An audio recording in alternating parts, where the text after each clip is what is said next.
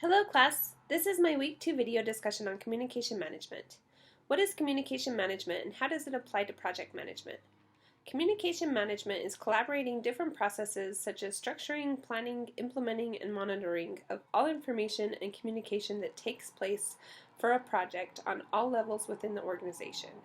This includes all communication in-house and outside of the organization that is related to the project.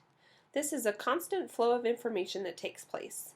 This helps to ensure that everyone knows their role of the project and action items, and the overall presentation of the project can be monitored. Communication is a critical component of a project and should be taken seriously by the project manager and the team. Communication management allows the project manager to control what's going on within the project. Some of this control pertains to the information that is created and distributed throughout the project and can help the project manager ensure that milestones are being met.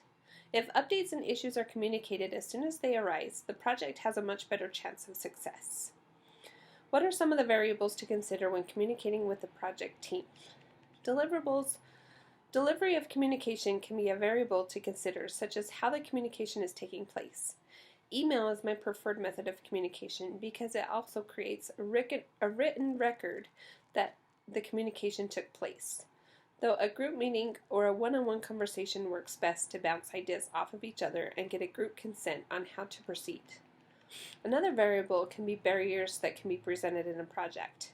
Oftentimes, people come from different backgrounds or have a different agenda to fill.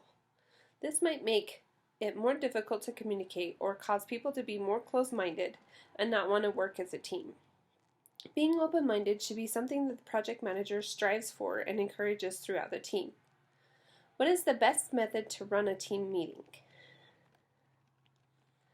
The preparation of a meeting is the most important aspect to make sure to invite all members that will be needed, know who the audience of the meeting is, and to create an agenda to keep the meeting productive and on track. This can help build confidence within the group as a team leader and make the meeting more productive. Also, I feel it's important to create meeting minutes to have a record of what was discussed and possible issues that were addressed or actions to discuss in the future. It's always a good idea to let everyone know what to expect for follow-up meetings. Describe what a communication blocker is. A communication blocker can be anything that creates a divide or impedes the flow of productive communication between people. Some examples can be labeled as being accusing, judging, insulting, sarcasm, orders or threats, interrupting, or getting off topic. Communication blockers should be addressed immediately and not tolerated. How would a communication blocker lead to a non-optimal outcome of a project? Communication blockers can take away productive time on a project and can even cause a divide between team members. They are not healthy for a project for the team members and can harm the schedule of the project. What is the best method to communicate with a project team? Interactive communication, I feel, is the best method that can be used within a team to give every member a chance to express their ideas and concerns. The project manager should try to make sure that everyone is participating in open discussions and collaborating. What is the best way to discuss issues on the project team? Having open communication with a mutual respect is the best way to discuss issues. As a project manager, you should always stress acceptance to have team members come to you with any issues, as you should be able to approach your team members as well. It's important to have an established support system with the same goals in mind.